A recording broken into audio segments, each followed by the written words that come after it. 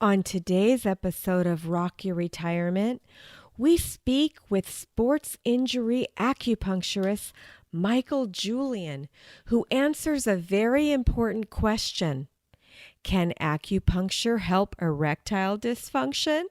Find out on today's episode of Rock Your Retirement. Talking with people about how to have a great retirement. This is the Rock Your Retirement Show. We don't talk about money, but we talk about almost everything else you need to rock your retirement. Now, here's your host, Kathy Klein. Our guest for today is Michael Julian. He's the owner of Cypress Acupuncture and is an acupuncturist who has specialized in the treatment of orthopedic pain and disorders, as well as sports injuries. He helps active people and athletes of all levels, from retirees and weekend warriors to professional athletes. He's had regular success for 10 years healing injuries associated with golf, tennis, running, surfing, swimming, and more. A certified sports medicine acupuncturist, he employs a specific assessment protocol to identify the underlying cause of the issue and heal the patient quickly. Michael's personal experience as an aging athlete and his experience recovering from chronic pain informs his daily practice. In addition to operating his private practice, Michael has been an intern supervisor at UCSD's athletic training facility. Michael, welcome to the show. Thanks, Kathy. It's great to talk with you. Yeah, so how did you get into this? Well, there's been a few things that have happened in my life that got me into sports medicine acupuncture. To begin with, in the 90s, I was working really hard in a previous career, and I ended up with some kind of disorder that was undiagnosable, and I wasn't able to get help with conventional medicine, or they tried, but wasn't getting good answers. And somebody introduced me to an acupuncturist, and I thought that was really strange, and I was kind of resistant at first. But after about 6 months of feeling really ill, this guy helped me, and it took about 2 months, but that was my first introduction. And then I also had a long period of chronic knee pain, and as you mentioned, I'm a pretty athletic guy. I like to stay active, and it was something that came up almost every time I went out and ran or surfed or skateboarded or did anything like that.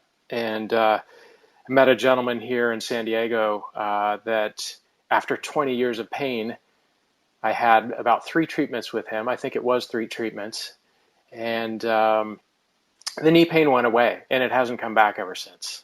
And so After 3 treatments. After 3 treatments. And not every situation is like that, but it's also not totally rare. That does happen. And it's not magic. You know, there was a condition in my knee that was undiagnosed, and he diagnosed it and knew what to do. And I don't have that pain anymore. So I want to share that with other people. What's possible.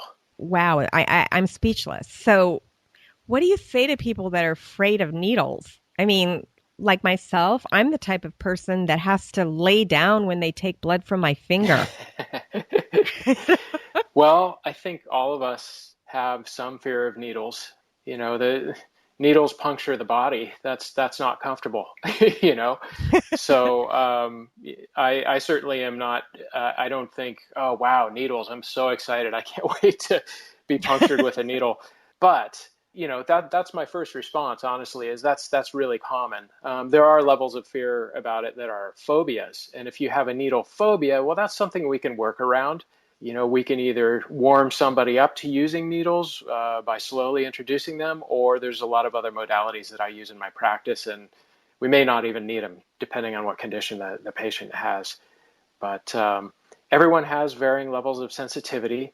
But the thing to know is, with most people, it really is a pleasant experience. With many of the needles, if not most of them during a treatment, you don't even really feel the insertion of the needle because we tap it past the skin so quickly that the nerves in the skin, the dermatomes, they don't even have a chance to pick up the sensation and create that stinging feeling that you might expect.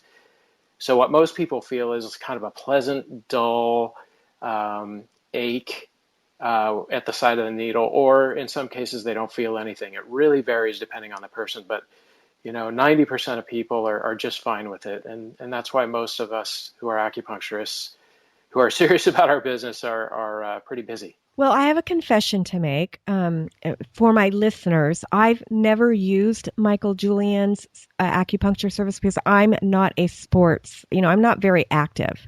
In fact, I got in trouble with my doctor for getting too fat. Yeah. So confession time.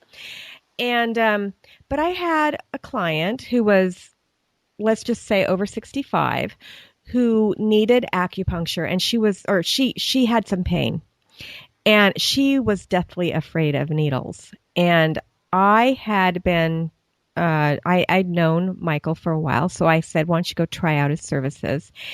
And she said she fell asleep. Yeah. So I thought that was super cool. And then one other thing that I'm going to confess is my listeners probably don't know this, but I have been diagnosed with a condition called dystonia. And what that means is I make these weird facial movements with my face. My one eye will close, or, I'll make a grimace. And it's not the type of condition that Michael treats. In fact, nobody treats it.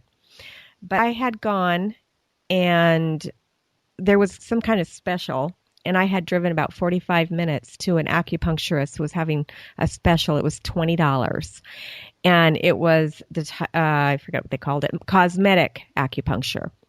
And because my face is doing all these weird things, I thought, oh, now I'm starting to get wrinkles. And so I went, and it was amazing. I had all these needles in my face, and the first time I didn't fall asleep, but I fell asleep the second time. And I thought, wow, here I am, someone who has to lay down to get my blood drawn from my finger, and I'm falling asleep with 30 needles all over my body and in my face. So that's my confession, Michael. Yeah, that's a pretty good treatment, 30 needles. That's a lot. And what it does is release endorphins very quickly, and that's why we're able to fall asleep so easy. Once the needles are in, it's extremely calming, if you can say extremely calming. It's really deeply relaxing, and so some people feel like they need to resist falling asleep, but it's really not a problem. Snooze away. Well, the first time, and I did community acupuncture, so the first time it was really weird, because there's people next to me, and I'm a snorer, so I was afraid of, I was just weirded out with all these needles in my face. And then after that, I fall asleep every time.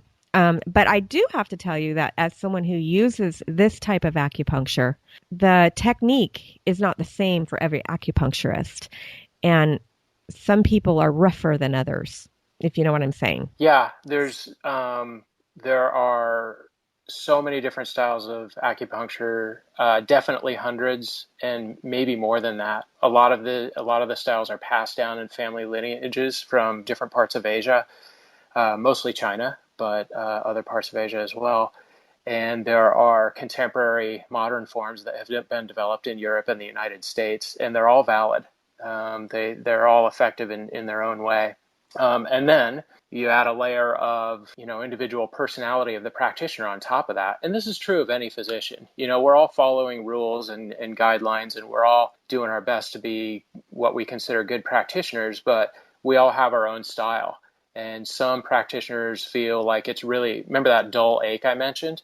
Some practitioners feel it's really important to get a very strong dull ache with each insertion of the needle. Or they feel that it's not a good treatment. And other types of practitioners, people that practice Japanese acupuncture per se, which is typically very gentle, they want a very subtle sensation, and it's really more about what the practitioner feels. So it varies quite a bit. With what I do, some of the points are very subtle, but the ones that enter specific muscle tissue that we're trying to affect, to correct alignment or to reduce inflammation or to activate a muscle, I want a fairly strong dull ache. Not to the point where it hurts, but I do want the patient to feel it. We need strong stimulation on on the muscle tissue when we're doing those particular points to be effective. Well, plus you're doing sports injuries. Yeah, I do sports injuries, not all sports injuries, but a lot of them. As you mentioned, it varies quite a bit who comes in, and I really enjoy that. The spectrum of top level professional athletes, all the way to people who really don't consider themselves athletes, but they want to move without pain. They want to use their body and not have pain. So they all have varying levels of sensitivity, and you'd be surprised who's sensitive. Sometimes it's big tough guys come in and it's too much for them. And other times, little smaller, might even appear frail. They don't feel much. So you never know. So let me ask you a question. So there's people listening to this podcast right now. They're skeptical of what you do. Mm-hmm. So how does it work? I mean, is it scientific in some way, or how does this work? First of all, I totally understand their skepticism, because I was too. And it is scientific. I mean, there's science behind everything. It's just a matter of whether we can explain something scientifically. So I think the reason that acupuncture in the United States, there's a lot of skepticism. There's also a lot of acceptance. I don't have to try hard to change people's minds anymore. People want help, and they've heard it helps. But the introduction of acupuncture and Chinese medicine into the United States, into the non-Chinese community, a lot of the people that kind of that introduced it into middle class America that have been here for generations, they tended to be people who were pretty out there, right? They had to be experimental to even try something like this. It's so strange to our culture. So, if you have somebody who's really into energetics and spirituality, which there's nothing wrong with, but and they're burning incense and they smell like patchouli oil and things like that, it's going to sort of create a culture around it of, I don't know, with your average American. But there is science behind it. It's been embraced by the National Institute of Health. The World Health Organization has a list of disorders that it's recommended for. And there is no way that the hundreds or actually thousands of licensed acupuncturists in California would be as busy as they are if it wasn't helping people. And we know that it does certain things. We know that it releases endorphins, right?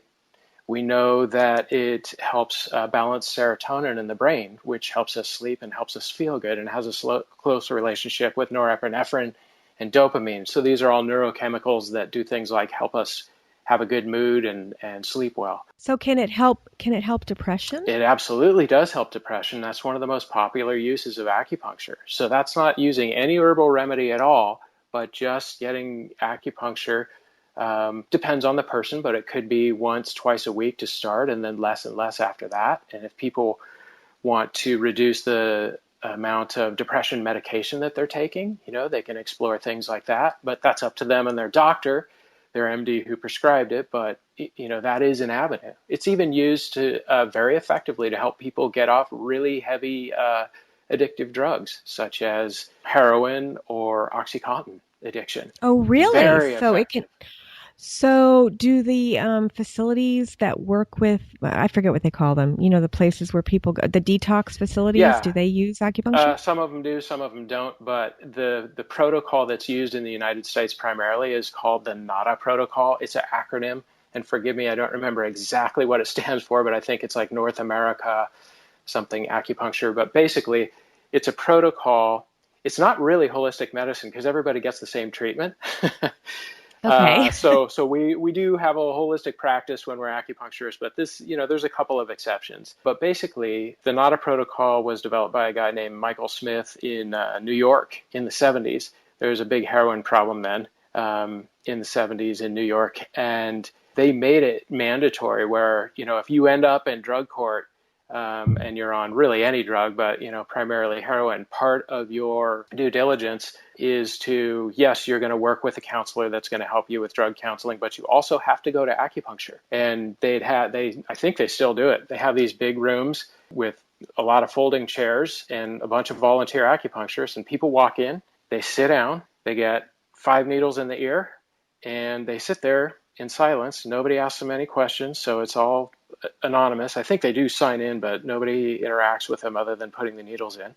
And then they remove the needles and they go about their business. And they go in like 3 times a week. And they found that the recovery rate of heroin addicts that go through this program is significantly higher. I believe it's 50% more successful. Are you kidding me? No doubt. 50%? Why don't we make that mandatory Well, then? it is in New York and other areas of the States as well. I just don't know which areas. But I mean, here in San Diego, we have at least one acupuncture school. It seems like the interns could do that volunteer work. That may be going on, and they do volunteer all over the county with different organizations, public health, and there are addicts that come into some of the public health facilities downtown and in Pacific Beach, and they do get help on that level for sure. When I was interning at Pacific College of Oriental Medicine, I had that experience as well.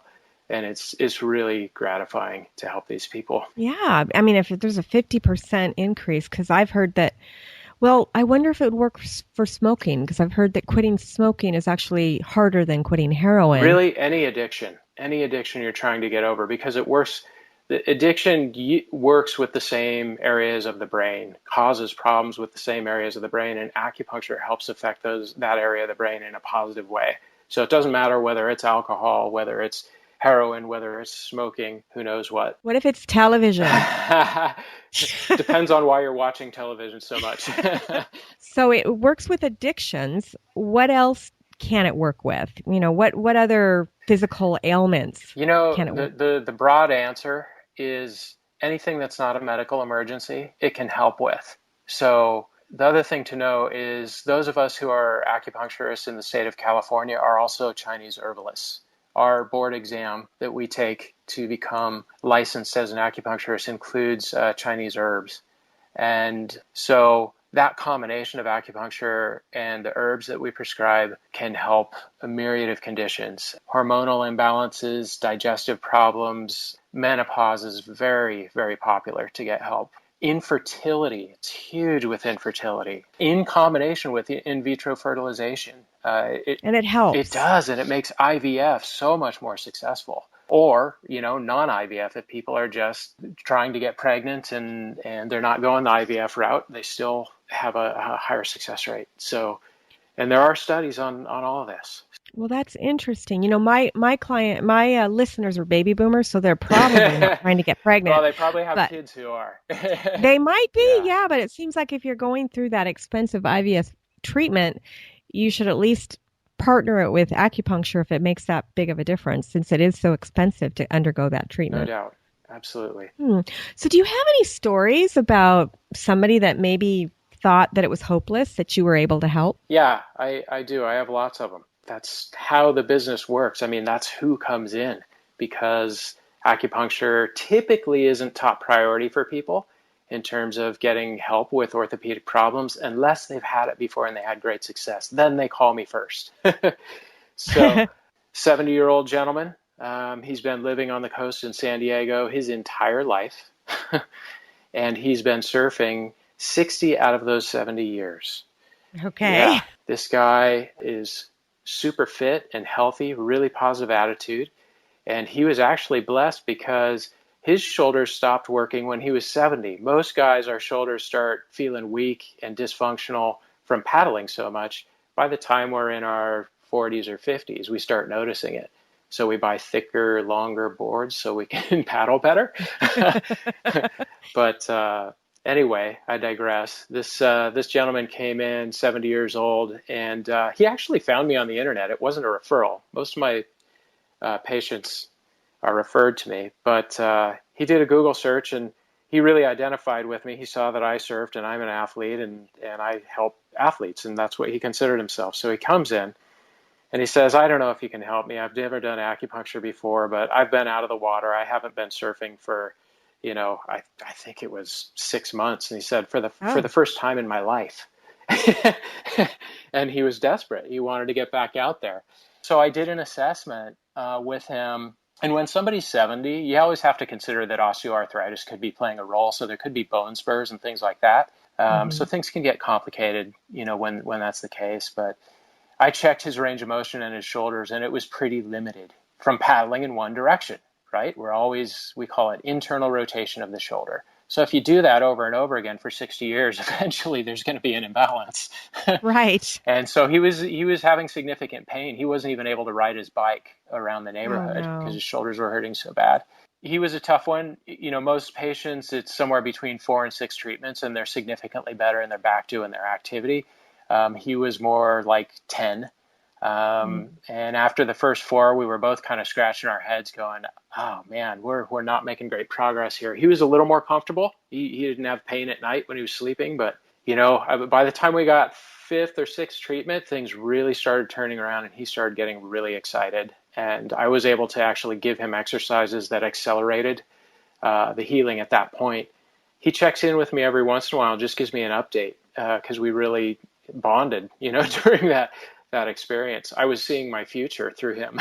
Oh, you're like, oh, I better do some. So can somebody do exercises if they're a surfer to help prevent, to maybe make it balanced on both Absolutely. I shoulders wish I could get every surfer in the county or in the world? to just pay attention to me for like 10 minutes, and I can give people exercises that'll keep them out of this predicament, because it's not fun. And a lot of guys, one of my best friends, his shoulders slowed down and he just threw in the towel. He said, oh, I'm 45. That's what happens. You just get weaker. He just thought it was weakness. Ugh. And it's not. It's a muscle imbalance. One side of the joint, the muscles on one side get shortened and really almost spastic, and the other side gets weak, and it makes the whole joint dysfunctional. This guy, anyway, my buddy I was just telling you about, he's actually coming in this week. I finally convinced him to come in. So we're the same. Actually, I'm about 7 years older than him, and because I do these exercises to undo the damage that I do paddling, I'm paddling like a 20-year-old now. It's fantastic. So That's great. yeah. So your friend is coming in. You help this 70-year-old, and I'm sure you've got tons of other stories. We're getting towards the end of the interview process, so there's just a couple of questions that I want to make sure that I get in. Yeah. Tell me tell me a little bit about a typical day in your business and how it helps baby boomers, whether you're treating their parents or whether you're treating themselves or their children. How does that work? Yes. Yes. Yeah. So once people come in and I treat them and they're excited, it's quite frequent I do end up treating their whole family. I mean, it's mostly adults, mostly baby boomers and older, and then the professional athletes. But I do get to treat kids every once in a while. But typical day for me, I see somewhere between 6 to 9 patients a day. And that keeps me as busy as I want to be. Any more than that, and I'm not able to provide the quality that I want. The typical stuff that comes in the door is sciatica, a lot of pain down between the shoulder blades in the back, and numbness and tingling in the hands and forearms. This stuff scares people, and it's a mystery to them. And, what's happening to me? So, and they may have taken painkillers and that didn't work, and they don't want to do surgery, so they come in and see me. So, that's the type of person, the types of injuries that would come and see me out of the baby boomer generation. And then my surfers and golfers with rotator cuff injuries. But, it's kind of typical orthopedic stuff. So you've just told us how some of your baby boomer client, some of the things that they come in for. Do you ever have older men? Is there a way for you to help an older man with erectile dysfunction that can't take Viagra? Yes, absolutely. I actually have a fair amount of experience helping gentlemen with that, and they usually come in for something like back pain first. They don't come in for that. No, they don't want to. They don't want to talk about it. But once they get to know me, they realize I'm just a regular guy, and that I'm also not judgmental. And yes, I can help with ED if they've had prostate cancer and the prostate was removed. Oftentimes that does damage to the nerve that would help them have an erection. In that case, it's very difficult. I've had some success with that, but that's a difficult case. But if they're having erectile dysfunction and they haven't had prostatectomy, it's definitely worth a shot and high probability that they'll get good results. So that's something outside of the orthopedic arena, but it does come up. No pun intended. Well, I thought I'd ask because, we do have people that listen to this show that are looking for, that help as well. And we do talk about sex on the show. I don't talk about sex with the retirees usually unless they bring it up. But since you're a vendor, I thought I'd ask. Yeah. Since since you might be able to help with that. Yeah. And basically the caveat is if you've had your prostate removed, you're probably not going to be able to help them. But if not, you might be Yes. able to help. Yeah. Yeah. And also keep in mind, related to sex, when your low back hurts, or you have sciatica, It's hard. yeah, It's hard. it's that's challenging for sure. Sure, It's there's difficult. lots of creativity going on out there. Exactly. Well, so you're helping couples too, not just one person who comes in. You might be helping two without knowing it. Absolutely. I've had lots of thank yous from people's spouses. So, That's good to know. yeah. Okay, so you've told us some stories. Thank you so much for that. So there's always two questions that I like to ask at the end of the show. And the first one is, what do you think people should know before they retire? And it doesn't have to have anything to do with your business, but just from the people that you've worked with, because you work with all, baby boomers and older. Some of them are active. I would say probably the majority of your clients are active. But what is the one thing that you think people should know about before they retire? This is so important, and I'm really glad you brought it up because it is a soapbox, and I was on it a minute ago, but I didn't spend much time on it, so this is a great opportunity. Don't throw in the towel. There are things, health issues that come up in life that, are very limiting, and there's not much that can be done, but I think there's a lot of people who are sort of giving up, stopping their activities that bring them joy, because they're buying into, oh, I am 50, I'm 60, I'm 70, I'm 80, and this is what happens when you're that age. So I guess that's it. I'm not going to play tennis anymore. I'm not going to golf anymore. I'm not going to surf anymore. And that's sad. In a lot of cases, it just doesn't need to happen. So keep trying. Keep seeking out things outside of your comfort zone. Try not to be judgmental about things that you haven't experienced before in terms of healthcare, in terms of nutrition.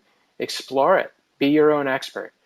I just love that, and I'm constantly learning, and I'm able to help myself and help other people so that they don't have to throw in the towel and they get empowered so that they can stay active. Activity brings happiness. We all know that. That's really it. Keep the faith. That is great advice. And then there's one more question. It's somewhat related, but not exactly related. We have a lot of listeners who are either brand new retirees or they've been retired and they feel stuck in their lives, for one reason or another. If you are sitting across from one of those either brand new retirees or a retiree that felt stuck, what's the one piece of advice that you would give them to have a successful retirement? First of all, figure out what success means to you. And that may be elementary to a lot of people, but I feel like in my parents' generation, they were just before baby boomers, but there was sort of a definition of what success was. And I think a lot of people got to the point in their lives where they felt like they should have been successful, and they may be looking on the outside. They got the car, they got the house, they have the kids went through college and all that, and they're not happy. So what is success? And look at it from a psychological perspective. How happy am I? Right? What brings me happiness? Spiritual, family, health, all that. But really what it all comes back to is happiness and a sense of well-being. So figure out what that definition of success is that'll bring you that sense of well-being as you get older. That's got to be it. And I apologize if that's elementary to some people, but I think to other people that could be new information. Success is not the same to everybody. Well, I think it is new information. I just spoke with a woman the other day who decided at age 40 that she was going to quit her job, basically retire and move to Costa Rica. And now she lives in a 500 square foot house, but she's got an acre of lush green property and she loves her life. And she didn't love it when she was living in Los Angeles working 80 hours a week. Yeah. So to some people, getting back and working full time is gonna bring them happiness. I mean, if we want to feel productive in a professional way, why retire? Right. Or one of the nice things about retirement is you can choose what to do with your time. Right. And so that's what this show is about, is what are you going to do with your time? And I think that you've given some excellent advice. So how do my listeners get a hold of you if they want more information? That's pretty easy. I've got a phone number, an email, and a website, and I'm on Yelp and all that. But my phone number is 858-216-4419. My business is in Encinitas, right off Highway 5, off the Santa Fe exit, right next to the hospital there. And if you'd like to send me an email, you can send it to michael@cyprusacupuncture.com. Cypress, like the tree, CYPRESS, acupuncture.com. And the website is also cyprusacupuncture.com. And how do you spell Michael? Michael. Okay, great. Well, you have been a wonderful guest. Thank you so much for coming on the show and teaching my listeners a little bit about acupuncture and how it can help them rock their retirement. And it has just been a pleasure to have you. For my listeners, thank you once again for coming on and listening to the show, Rock Your Retirement. Don't forget to sign up for our newsletter on the website, rockyourretirement.com. And we'll see you next time on Rock Your Retirement. Thanks for listening to the Rock Your Retirement Show. If you are rocking your retirement or know someone who would make a great guest on our show, please send us an email at podcast@rockyourretirement.com.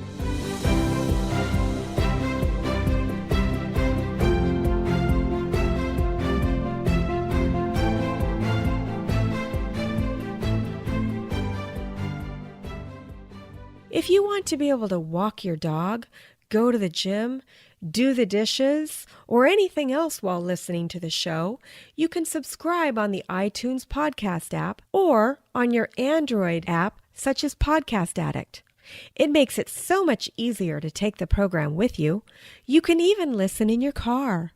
Is your estate plan out of date, or have you put off getting your estate plan in place? If so, we have some valuable free information for you on estate planning. To order your free copy of one of our informative books on estate planning, all you need to do is log on to www.geigerlawoffice.com and click on the image of the book you'd like to order at the top of the screen. In the request form, simply enter code PODCAST to get your free book. You can also request your free book or schedule an appointment with us by calling our office at 760-448-2220. We are a female-owned and operated boutique trusts and estate law firm located in Carlsbad, California, serving the greater San Diego area and Orange County.